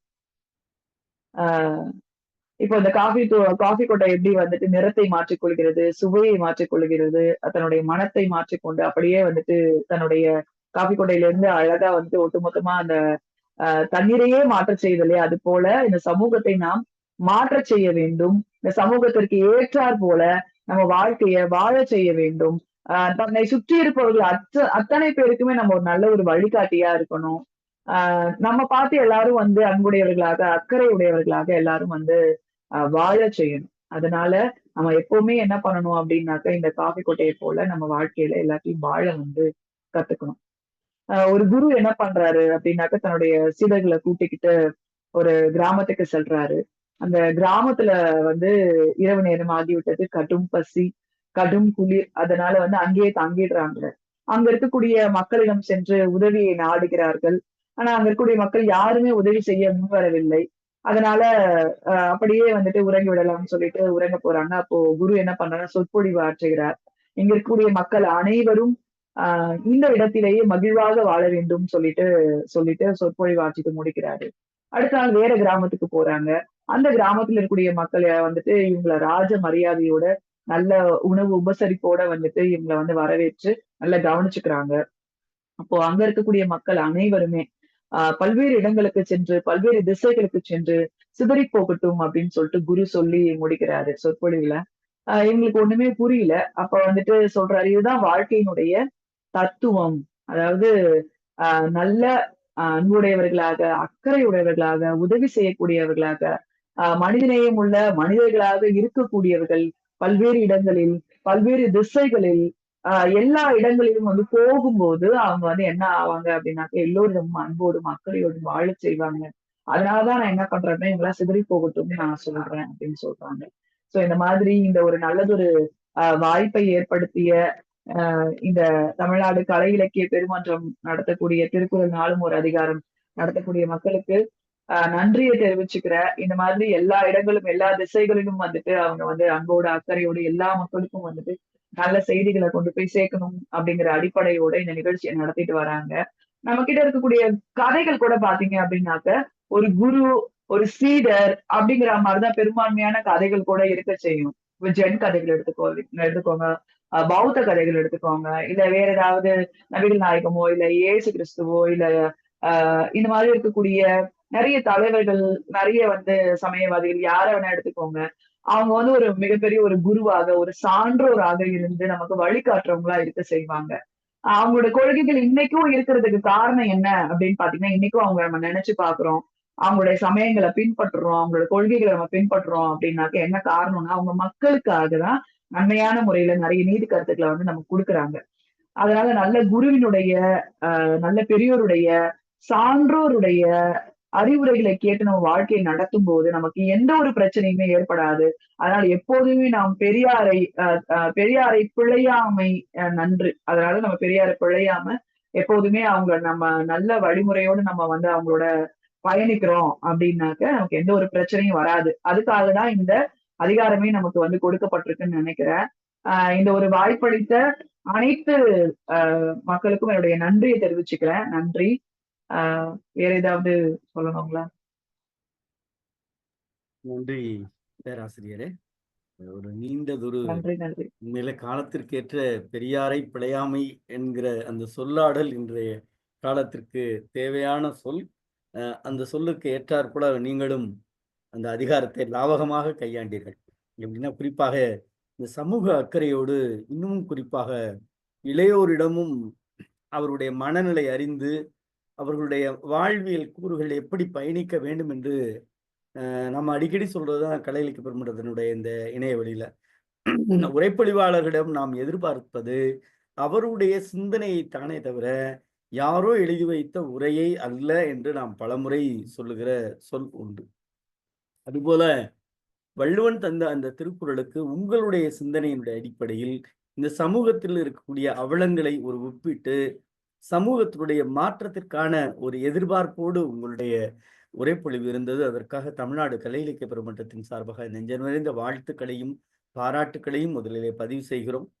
வழக்கம் போல் பின்னூட்டத்தை தொடங்கி வைக்கிற நம்முடைய கவிஞர் ரவீந்திர பாரதி அவர்கள் ஐயா அவர்கள் பின்னூட்டத்தை தொடங்குவார்கள்.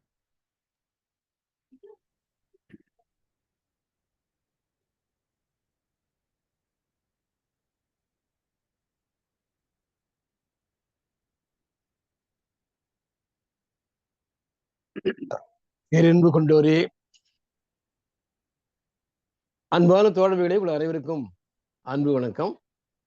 முற்றோதல் செய்த அந்த குழந்தை, பால்மனம் மாறாத அந்த குழந்தை நல்ல ஒரு யாழ் போல குழல் போல இனிமையான குரலிலே இந்த குரல் பத்தையும் அருமையாக முற்றோதல் செய்தார்கள். பேசுறது கேக்குதா? நல்லா கேக்குது. கேட்காம எப்படி இருக்கும்? முற்றோதல் செய்த மாணவிக்கு என்னுடைய அன்பும் வாழ்த்துக்களும், அஷ்மிதா அவர்களுக்கு அன்பும் வாழ்த்துக்களும். அதே போல பேராசிரியை கோகிலா அவர்கள் மிக அருமையாக ஒவ்வொரு குரலுக்கும் நல்ல ஆழ்ந்த பொருளை தன்னுடைய அனுபவ அறிவோடு விளக்கி அது கூட மேற்கோள்களும் கதைகளும் சொல்லி மிக அருமையாக ஒரு அழகான ஒரு குரல் உபதேசம் மாதிரி, ஒரு குரல் பொழிவு மாதிரி, ஒரு அருமையான ஒரு அவங்க வகுப்புல நாம இருந்து பாடம் கேட்ட மாதிரி அருமையா செஞ்சு முடிச்சிருக்கிறாங்க. அவளுக்கு என்னுடைய அன்பும் வாழ்த்துக்களும். பின்னூட்டம் சொல்லுகின்ற அளவுக்கு அவர்கள் எதுவும் வைக்கவில்லை. அவர்களே மிக அருமையாக முன்னோட்டம் பின்னோட்டம் எல்லாம் அழகா சொல்லிட்டாங்க. வாழ்த்துக்கள். இந்த வள்ளுவருடைய இந்த திறமை இருக்கு பாருங்க, பெரியாரை பிழையாமை. பெரியார்னா யாரு? கல்வி, கேள்வி, அறிவு, ஒழுக்கம், வயது, இவைகளை எல்லாம் வல்லவர். அவர்கள் மிகச்சிறந்த ஆற்றல் பொருந்தியவர்கள். அவர்கள் எந்த செயலை எடுத்தாலும் அவர்கள் வெற்றிகரமாக செய்து முடிப்பவர்கள். அப்படிப்பட்ட ஆற்றல் உடையவர்கள் நமக்கு பாதுகாப்பானவர்கள். அவர்களுடைய அனுபவங்களை, அனுபவ அறிவை நாம் பெற வேண்டும், அடுத்த சமூகம் பெற வேண்டும். அப்படி பெற்றதனால்தான், பெரியாரை பிழையாமல் போற்றியதனால்தான் இன்றைக்கு தமிழகம் முன்னேறி இருக்கிறது. இந்தியாவிலேயே தமிழகம் முன்னேறி இருக்கிறதுக்கு பெரியாரை பிழையாமல் இருந்ததனால்தான். இடையிடையே சிலர் பெரியாரை பிழை செய்து கொண்டிருக்கிறார்கள், பெரியாரை அவமதித்துக் கொண்டிருக்கிறார்கள். அவர்களுக்கு என்ன நிகழ்கிறது என்பதை நாம் கண்கூட பார்த்து கொண்டிருக்கிறோம்.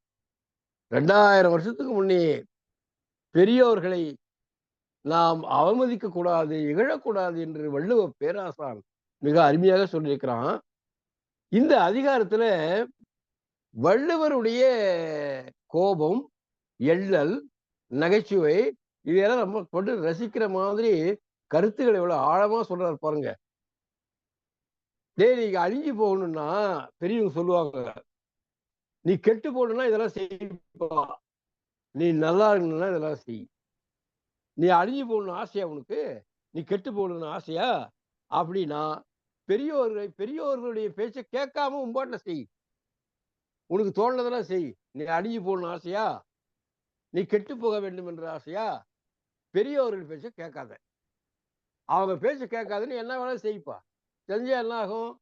இவன் அழிஞ்சு போயிடுவான். அதான் வள்ளுவர் சொல்றார், கெடல் வேண்டின் கேடாது செய்க. நீ தற்கொலை செய்யணும் விரும்புறியா? உன்னை நீயே கொலை செய்து கொள்ள வேண்டும் என்று விரும்புகிறாயா? அப்படியானால் பெரியோரை அவமதிப்பா. என்ன நையாண்டியா வாழைப்பழத்துல ஊசி ஏத்துற மாதிரி இந்த வள்ளுவன் விளையாடுறான் பாருங்க. நீ கெட்டு போகணும்னா பெரியாருடைய பேச்சு கேட்காம நீ என்ன வேணாலும் செய். நீ உன்னை நீயே கொலை செய்து கொள்ள வேண்டுமானால், தற்கொலை செய்து கொள்ள வேண்டுமானால், நீயே உன்னை மாய்த்து கொள்ள வேண்டுமானால் பெரியோர்களை அவமதிடான்ற. இன்னொரு குறளை சொல்றாரு பாருங்க, யாராவது வழியில எவன் போய்கிட்டு இருக்கிறான், எமன் என்பவனை கூற்றுவன் நம் உயிரை வாங்குபவன். ஒரு நம்பிக்கை இருக்குல்ல, எருவு கடா மேல எவன் போவான், பாச கயிற்றால போட்டு வளைத்து உயிர்களை எல்லாம் பறிச்சு போவான்னு மக்கள் ஒரு நம்பிக்கை இருக்கு. அதை வச்சு வள்ளுவர் இப்ப விளையாடுறாரு பாருங்க. எமன் போய்கிட்டு இருக்கிறான் வழியில, ஏய் ஏப்பா வழி தெரியாம போற, இத்தனை இந்த தெருவுல இத்தனை எண்ணுல அது உள்ள எண் உள்ள வீட்டுல நான் குடியிருக்கிறேன், வந்து என்னை புடிச்சிட்டு போடான்னு சொல்லணும். எப்படி? கை காட்டி கூற்றுவனை வரவழைக்கிறானாம். யாரு? யாரவன்? கூற்றத்தை கையால் விழித்தற்றார். கை காட்டி கூப்பிடுறானா, வாப்பா நீ முகவரி தெரியாத அறையாத எமனே, வா வா எங்க வீட்டுக்கு வா. அவன் யார் அவன்? ஆற்றுவார்க்கு ஆற்றாதார் என்ன செயல்? ஆற்றுவார்க்கு பல செயல்களை திறமையாக செய்து முடிக்கக்கூடிய ஆற்றல் பொருந்திய பெரியோர்கள். அவர்களுக்கு இந்த திறமை இல்லாதவர்கள், செயலை செய்து முடிக்காத சிறியோர்கள் அவர்களை அவமதித்தால் வழியில போற யமனை கை காட்டி வா வான்னு அழைக்கிற மாதிரி இருக்கான். என்ன கிண்டல்காரன் பாருங்க வள்ளுவன், ரொம்ப அழகா சொல்றான். அப்புறம் சாபம் விடுறான். எல்லாம் சொல்லி சொல்லி பாக்குறாரு, திருந்த மாதிரி இல்ல, சாபம் விடுறாரு. என்ன விடுறாரு? வகை வகையான செல்வங்களை பெற்று நீ சிறப்பான வாழ்க்கையை வாழ்ந்தாலும், வானத்து அளவு உயர்ந்த செல்வங்களை நீ பெற்றிருந்தாலும், வகை மாண்ட வாழ்க்கையும் வகை மாண்ட வாழ்க்கையும் வான்பொருளும், வகை மாண்ட வாழ்க்கையும் வான்பொருளும் என்னாம்? பல்வேறு வகையான வாழ்க்கை நிலைகளை நீ அடைந்திருந்தாலும், வானத்து அளவு செல்வத்தை பெற்றிருந்தாலும் என்னையாகும்? தகை மாண்ட தக்கார்சரின், பெருமையால் சிறப்பு பெற்ற பெரியோர்களுக்கு நீ இழிவு செய்தால் பல்வேறு சிறப்புகளை பொருந்தியவருடைய வாழ்க்கையும் வானளாவிய செல்வம் எல்லாம் நாசமா போயிடும். சாபம் விடுறார்.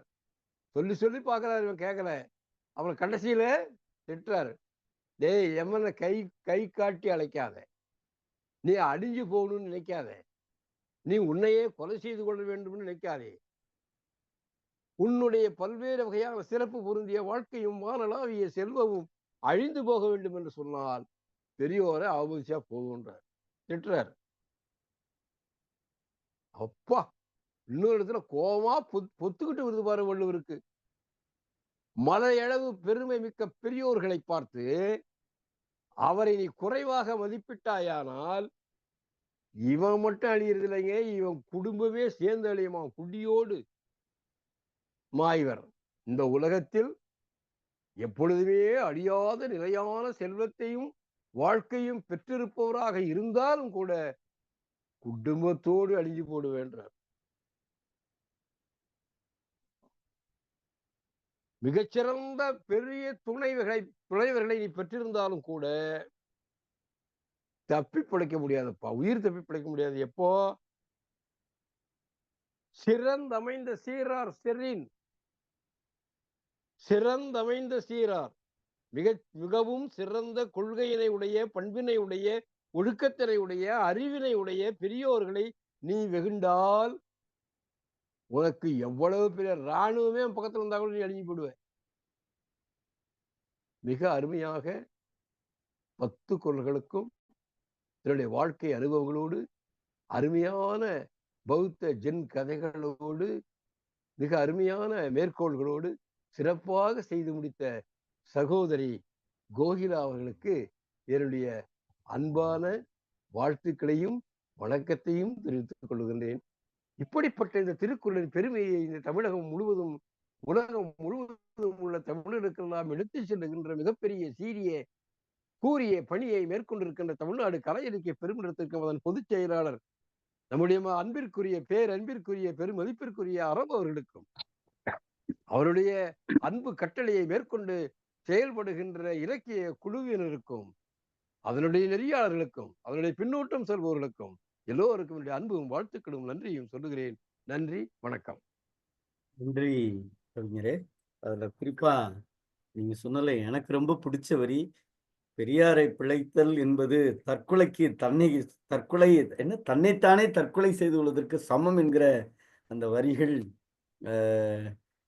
இந்த காலத்திற்கு வள்ளுவன் சொன்ன செய்தியோடு ஒப்பிட்டு சொன்ன தங்களுக்கு நெஞ்சம் நிறைந்த நன்றிகள். அடுத்ததாக வழக்கம்போல் பின்னூட்டத்தால் பெருமை சேர்க்கிற நம்முடைய தோழமை மிக்க ஐயா சிவசுப்பிரமணியன் ஐயா அவர்கள். அன்பான தோழர்கள் அனைவருக்கும் வணக்கம்.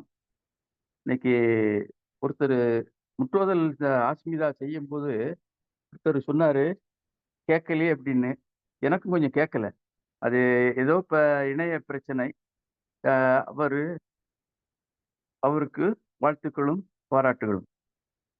அடுத்து உரையாளர் முனைவர் கோகிலா அவர்கள் ஆற்றலுக்காக உரை நிகழ்த்தினார். பல மேற்கோள் கதைகள் எல்லாம் சொன்னது அருமையாக இருந்துச்சு. அது சென் கதைகள் எல்லாம் சொல்லி பொருத்தமாக சொன்னாரு.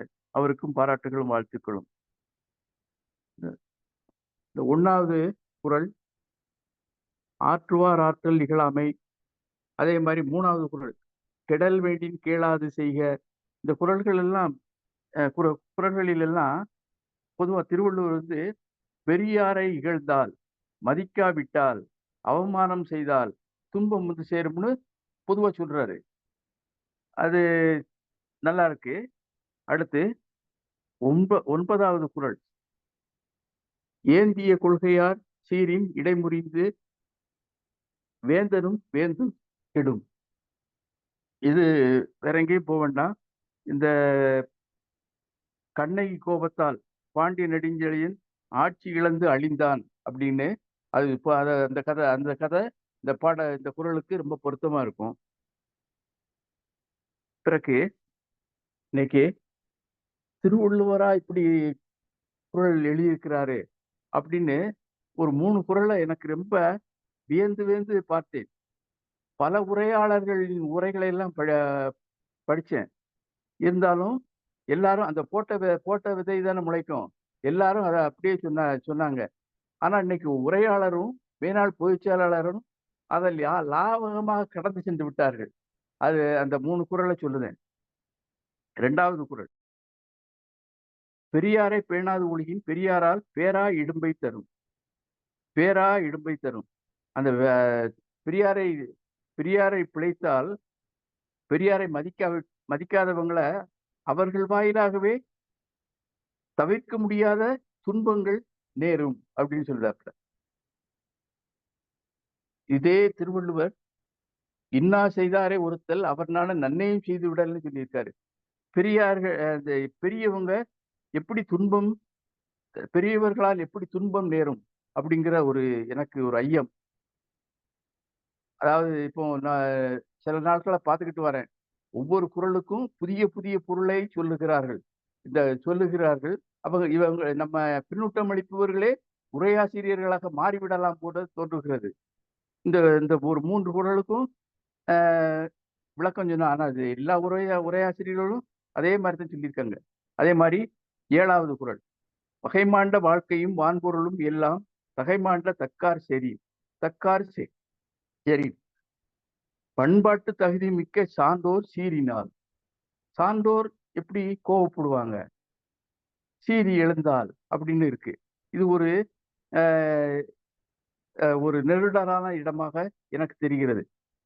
அதே மாதிரி கடைசி குறள், இறந்தமைந்த சார்புடையராயினும் உய்யார் சிறந்தமைந்த சீரார் செறி, எல்லா சிறப்பும் படைத்த பெரியார் சினத்துக்கு இரையானால். கோபம், இந்த 2 இது கோபம், பெரியார்கள் கோபப்படுறத சுட்டி காட்டுறது 2 குறள். ஒரு குறள் வந்து பெரியவங்க துன்பம், பெரியவர்களால் துன்பம் நேரும் அப்படின்னு சொல்லுது.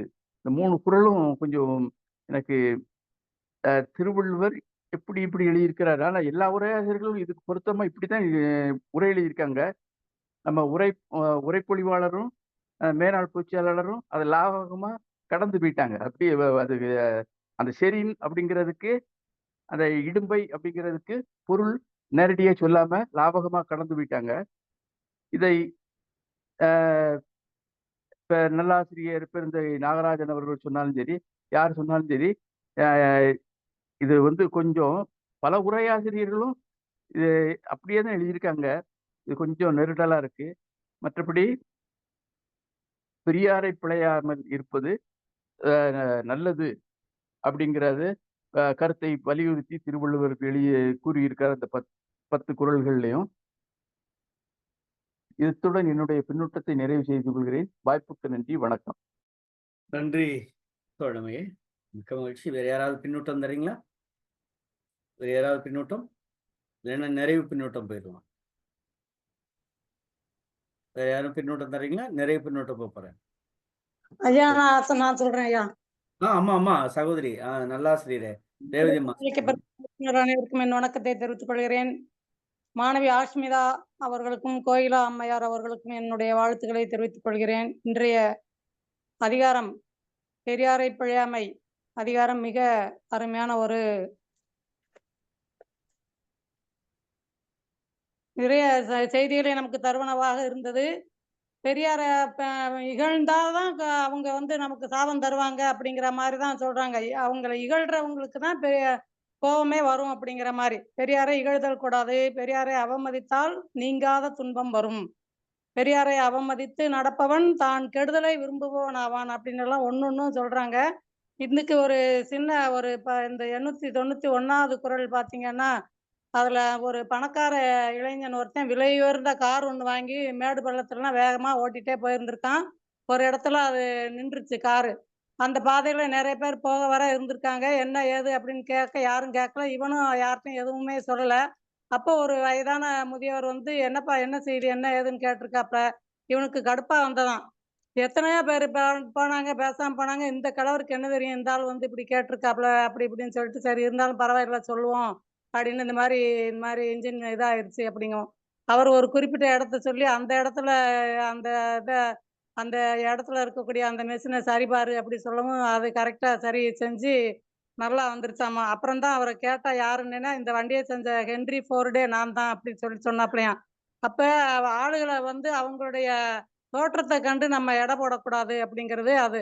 அதே மாதிரி இந்த 892வது குறளுக்கு பார்த்தீங்கன்னா, ஜெர்மன்ல முக்கியமான ஒரு நகர் பெர்லின். அந்த நகர்ல வந்து ஒரு சாயந்தர நேரத்துல 3 பேர் கார்ல போறாங்க. ஒரு சீனத்து பெரியவர், அவருடைய மக, பேரன் 3 பேரும். மழை பெஞ்சதுனால சரி காரும் வந்து ரிப்பேர் ஆயிடுச்சு. ஒரு இடத்துல நம்ம தங்குவோம்னு சொல்லி ஒரு 5 ஸ்டார் ஹோட்டல்ல போய் கேட்குறாங்க. அப்ப அங்க அந்த ஹோட்டல்ல ஒரு ஹோட்டல்ல ஒரு ஆளுடைய படம் ஒட்டி இருக்குது.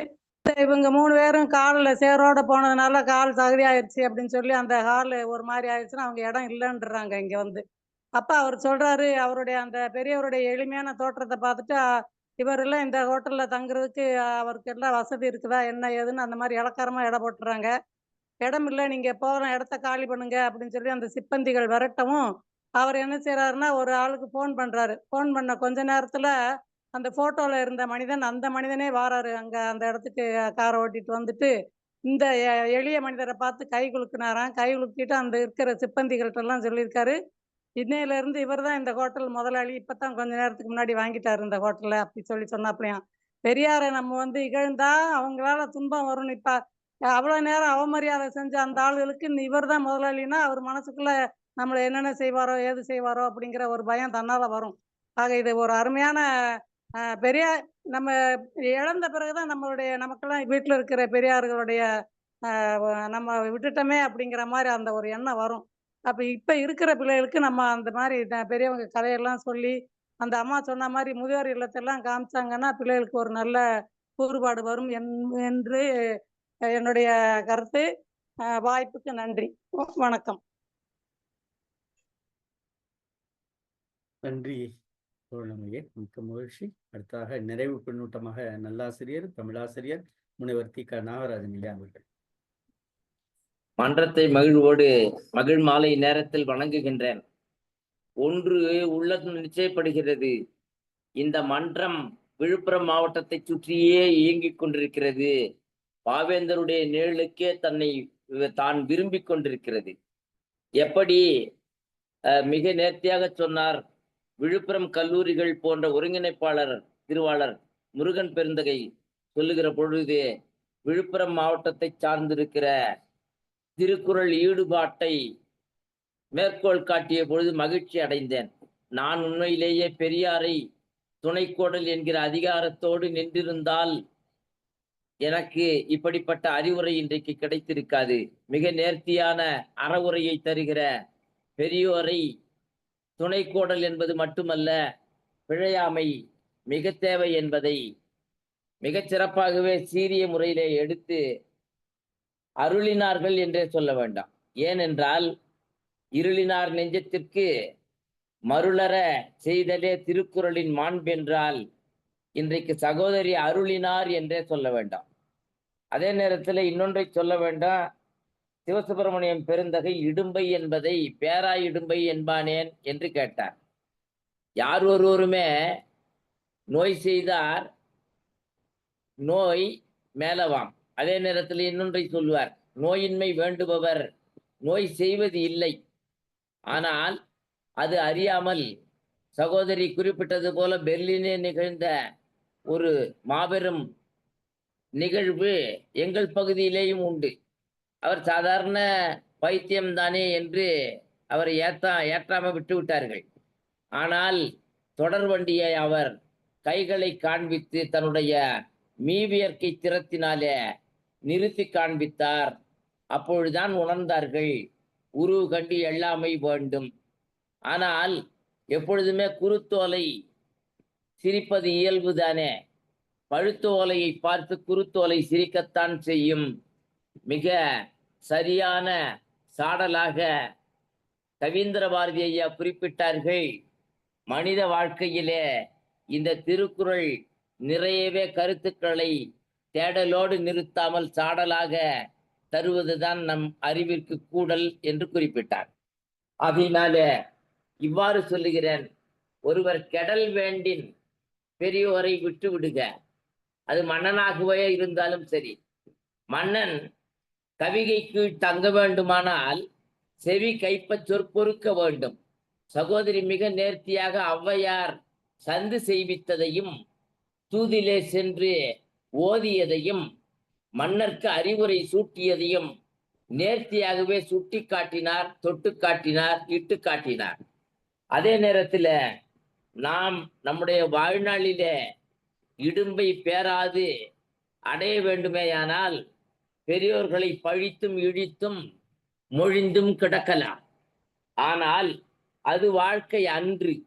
மாறாக நம்மை பொறுத்தளவில் இடைமுறிந்தார் பலர் ஊங்கி செயல் தொடங்கியவர்கள் என்று முன்னமேயே சொன்னார். அங்கேயும் இடைமுறிந்தார் பலர் என்று சொன்னார். இங்கே இடைமுறிந்தார் மன்னராயினும் சரி, குடிமக்களாயினும் சரி, பெரியாரை பிழைத்தல் என்பது நல்ல வாழ்க்கை அன்று என்பதை சொல்வதனால தான் பேராய் இடும்பை என்று அதை சொல்ல வருகிறார். மற்ற இடும்பையிலே கூட நாம் நம்மை பாதுகாத்து கொள்ள இயலும். ஆனால் இங்கே பேராய் இடும்பை யாரொருவராலும் பேர இயலாது என்பதை சொல்லுகிறார். நிலத்து அறைந்தான் கை பிழையாதற்று என்று அங்கு சொல்லுவார். யார் ஒருவன் நிலத்தை அறைகிறானோ அவனுடைய கையானது கை பிழையாது அற்று. கட்டாயம் நோயும் துன்பமும் சுமக்கும் அல்லவா? அதை போலவே நம்பிக்கைக்குரிய வாழ்க்கையிலே நமக்கான வாழ்த்தும் கைகளாகிய வழுக்கு நிலத்திலே நம்மை தூக்கி விடுகிற பெரியோர்களின் சொல், மூத்தோர் வார்த்தை அமிழ்துதானே. ஆகையினால் அதை கேளாத பொழுது நமக்கு நம் வாழ்நாளிலே வெற்றி என்ன செய்துவிடும்? எனக்குத்தான் சொத்து இருக்குதே, சுகம் இருக்குதே, தோப்பு இருக்குதே, துறவு இருக்குதே, இருக்கட்டும். வாழ்வு என்னாம் என்று கேட்கிறார் 897. ஆகையினால ஒரு இடத்துல சொல்லுவார், வகுத்தான் வகுத்த வகையல்லால் கோடி தொகுத்தாக்கும் துய்த்தல் அரிது என்று சொல்லுகிற பொழுது அவனுடைய கணக்கு பெரிய கணக்கு. ஆனால் நம்முடைய கணக்கோ மனக்கணக்கு, மனப்பால் குடிக்கும் மகிமையில்லாத கணக்கு. ஆகையினாலே நம் வாழ்க்கையிலே நீதி மறக்கிற பொழுது நம் வாழ்க்கையே கீழ்கணக்கு. ஆனால் எல்லாமே அவன் அருளின் கீழ் கணக்கு என்பது உணராத வகையில மன்றம் மிக சரியாகவே இன்றைக்கு 10 குறள்களையும் முற்றோதல் செய்திருக்கிறது, நன்கு போதித்திருக்கிறது. உண்மையிலேயே எத்தனை மரங்கள் இருந்தாலும் போதி மரம் தானே ஞானம் தரும். ஆகவே மிக அற்புதமாக சரியான சொற்களை கொண்டு சொல்ல வேண்டிய செய்திகளை தொகுத்து நேர்த்தியாக அலங்கல் இல்லாமல் அலைச்சல் இல்லாமல் மிக அற்புதமாய் ஆழ உரை தந்த சகோதரியே வாழி தமிழாய் தழைத்து, உங்களுடைய சொற்களை நான் கேட்கவில்லை என்றால் பேராய் இடும்பை என்றோ வரும் தரும். ஆகவே வாய்ப்புக்கு நன்றி சொல்லி விடைபெறுகின்றேன். நன்றி, வணக்கம்.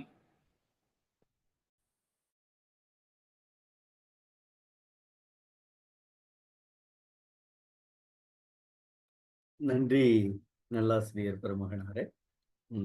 அம்மா நிறைவா எதுவும் சொல்றீங்களா கோயிலாம்மா?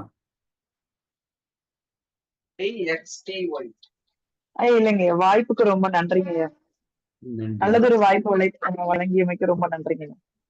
நிறைவாக தமிழ்நாடு கலை இலக்கிய பெருமன்றத்துடைய பொதுச் செயலாளர் மருத்துவர் ஆரமையா அவர்கள். அனைவருக்கும் வணக்கம். இன்றைய நிகழ்வு சிறப்பாக இருந்தது. அஸ்மிதா சொன்னது பல பேருக்கு கேட்கல. ஆனா அந்த குழந்தை ரொம்ப முதல் சொன்ன குரல் கேட்டுச்சு, அதுக்கப்புறம் சரியா கேட்கல. அந்த குழந்தைக்கு வாழ்த்துக்களை தெரிவித்துக்கிறேன். கோயிலாமா மிக அருமையாக ஒவ்வொரு குரலுக்கும் வெவ்வேறு உதாரணங்களை சொல்லி, வெவ்வேறு இடங்களிலிருந்து உதாரணங்களை சொல்லி மிக சிறப்பாக சொன்னாங்க. இன்னைக்கு ரவீந்திர பாரதி தோழர், அந்த நம்ம சிவசுப்ரமணியா, அந்த நம்ம ரேவதி டீச்சர், அவங்களுக்குள்ள உதாரணங்களை, பெரியாரை விளையாமைக்கு என்னென்ன எல்லாம் அந்த இதுல முதல்ல இந்த குரல்ல ஆற்றார் அப்படின்றது ஒரு வலிமை படைத்த ஒரு அரசராய் குறித்தாலும் கடைசியில சில இதெல்லாம் சொல்றாரு. சிறந்தமைந்த சீரார், ஏந்திய கொள்கையார், அதே மாதிரி தகைமாண்ட தக்கார். அப்ப கொள்கை, சிறப்பு, தகுதி இதெல்லாம் ஒரு சொல்லிவிட்டு ஆற்றலும் சொல்லுகிறார். அந்த குரலை ஏற்கனவே சொன்ன மாதிரி அவருடைய நக்கல் இருக்கே, கூட்டத்தை கையால் விழித்தற்றால்ன்றது, அதே போல கெடல் வேண்டி கேளாது செய்க அப்படின்னு சொல்றது. அதுக்கப்புறம் யாண்டு சென்றும் யாண்டும் உளராவார். எங்க போய் என்னடா செஞ்சிருவ, பெரியாரை பிழைத்த ஆள் நீ உனக்கு துன்பம் நிச்சயம் அப்படின்றது சொல்றது. அப்படி ஒவ்வொரு இடத்துலையும் அவர் தன்னுடைய இன்னொரு இடத்துல கூட எரியார் சுடப்படினும் ஒய்வுண்டாம் உய்யார்ன்ட்டு, தீயிலிருந்து கூட தப்பிச்சிடலாம், ஆனால் இந்த பெரியார் சீற்றத்திலிருந்து தப்பிக்கிறது நமக்கு கஷ்டம்னு சொல்லுது. ரொம்ப அருமையான உணர்வுகள் பொருந்திய கருத்துக்களும் உணர்வுகளும் ததும்பிய அதிகாரம். அம்மா மிக அருமையா சொன்னாங்க ஒவ்வொரு இதையும். அனைவருக்கும் நன்றி.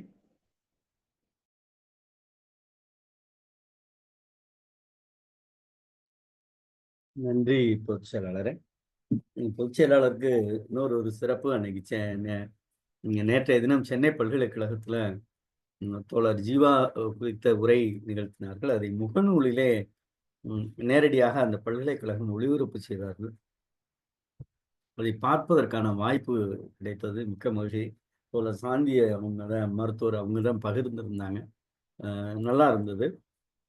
எல்லாரும் பேசுனது நல்லா இருந்துச்சு சொல்ற காரணம் இல்லை, எல்லாருமே எங்கள் ஆய்வாளர்கள்லாம் கேட்டாங்க, ரொம்ப மகிழ்ச்சியாக இருந்தது. அதனால் பொதுச் செயலாளருக்கும் இந்த சபையின் சார்பாக நன்றிகளை தெரிவித்துக் கொள்கிறோம். பொதுச் செயலாளர், நாளை நிகழ்வுக்கு போயிடவா?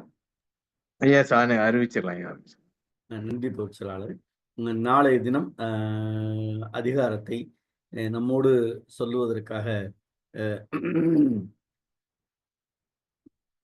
பெண் வழிச்சேரல் என்கிற அதிகாரத்தை சொல்வதற்காக முனைவர் சு மகேஸ்வரி அவர்கள் நாளை தினம் பயணிக்க இருக்கிறார்கள். அவர்களோடு மாணவர்களும் உரைப்பொழிவு சொல்வதற்காக இணைகிறார்கள், முற்றோதல் செய்வதற்காகவும் இணைகிறார்கள்.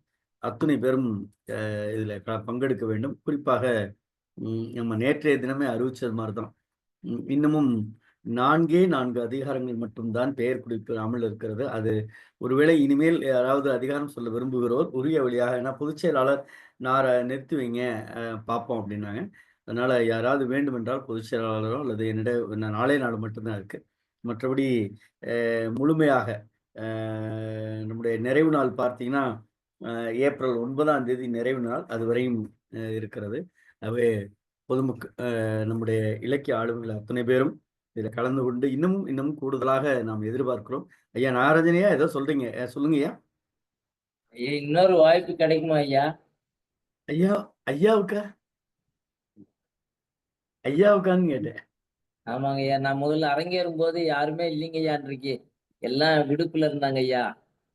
அது வேறொருவருடைய சுற்று எனக்கு வந்தது, அதனால எனக்கு நேரடி சுற்று ஒரு வாய்ப்பு உண்டாங்க. சரிங்க, நான் பொதுச் செயலாளர்கிட்ட பேசிட்டேன். ஏன்னா நானும் அதை என்னால் அறிவிப்பு செய்ய முடியாது. நான் பொதுச் செயலாளரும் கலந்து பேசிவிட்டு நல்ல பதிலாகவே பகிர்ந்தளிக்கப்படும். ஆனால் பொதுச் செயலாளரிடம் அனுமதி பெற வேண்டிய சூழல். ஏன்னா நம்முடைய கலை இலக்கிய பெருமன்றத்திற்கு ஒரு சில வரையறைகள் இருக்கிறது. அதனால் உரிய வழியாக நம்ம என்னதான் கடிதம் இப்ப லீவ் லெட்டர் பிரின்சிபால் கொடுத்தாலும் துறைத் தலைவர் வழியாக தான் போக வேண்டியிருக்கு. அதனால உரிய வாயிலாக நன்றி தோழர்களே.